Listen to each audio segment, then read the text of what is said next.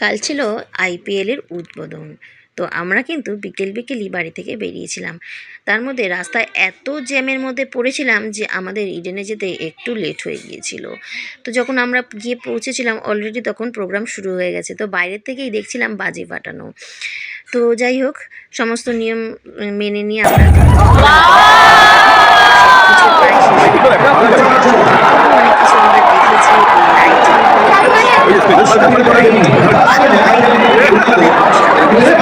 যেটা আমার কাছে সব থেকে সেরা মুহূর্ত ছিল, আমি ফার্স্ট টাইম আজকে শাহরুখ খানকে স্বচক্ষে দেখেছি। ছোট থেকে যে মানুষটার এত বড় ফ্যান, আমি এত ভালোবাসি। সত্যি কথা বলতে গেলে প্রথম প্রেম, প্রথম ভালোবাসা যেটা বোঝায় সেটা হচ্ছে শাহরুখ খান। তো অনেকে অনেক কিছু বলবে, তাতে আমার কিচ্ছু আসে যায় না। আমি কিন্তু ভীষণ ভালোবাসি।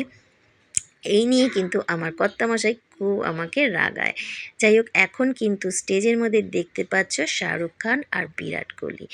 আমি পুরো অনুষ্ঠান জুড়ে বলো, পুরো খেলা জুড়ে বলো, আমি শুধু তাকেই দেখে গিয়েছি, এই one and only SRK king Khan.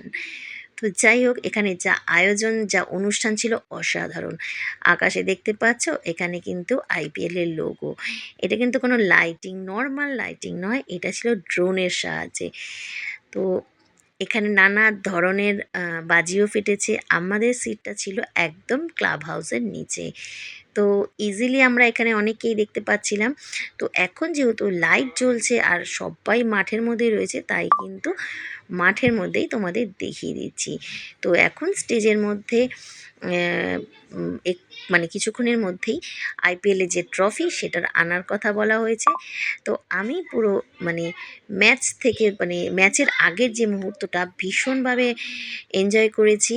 R thank you mister Subhash Bose, মানে আমি আমার হাজব্যান্ডকে কিন্তু অনেকবার থ্যাংক ইউ জানিয়েছি, কারণ আমি অনেক বছর ধরে আইপিএল দেখতে আসছি ইডেনে, কিন্তু কোনোবারই আমি শাহরুখকে দেখতে পারিনি। তো এখন কিন্তু স্টেজের মধ্যে দিশা পাটানি আর হচ্ছে শ্রেয়া ঘোষালও রয়েছে। তো ওদের পারফরমেন্সগুলো আমার মিস হয়ে গেছে, কারণ আমি অনেকটা লেট করে ফেলেছিলাম। 6:30টার সময় আমি এখানে ঢুকেছিলাম, অলরেডি তারা 6টা থেকে প্রোগ্রাম শুরু করে ফেলেছে। তো আমাকে খুশি দেখে কিন্তু আমার হাজব্যান্ড ভীষণ খুশি, কারণ এটা আমার একটা স্বপ্ন ছিল, আমি শাহরুখকে নিজের চোখের সামনে দেখব। তো দেখেছিলাম, এবং চোখের জলটাকে বিশ্বাস করো অনেক কষ্ট করে কন্ট্রোল করেছি, কারণ হয়তো আমার আবেগ, আমার অনুভূতিটা সবাই বুঝবে না, হাসাহাসি করবে, তাই অনেক কষ্ট করে নিজেকে কন্ট্রোল করেছিলাম। আর সেই মুহূর্তগুলো তোমাদের সাথে তুলে ধরলাম। ভিডিওটা কেমন হলো জানি।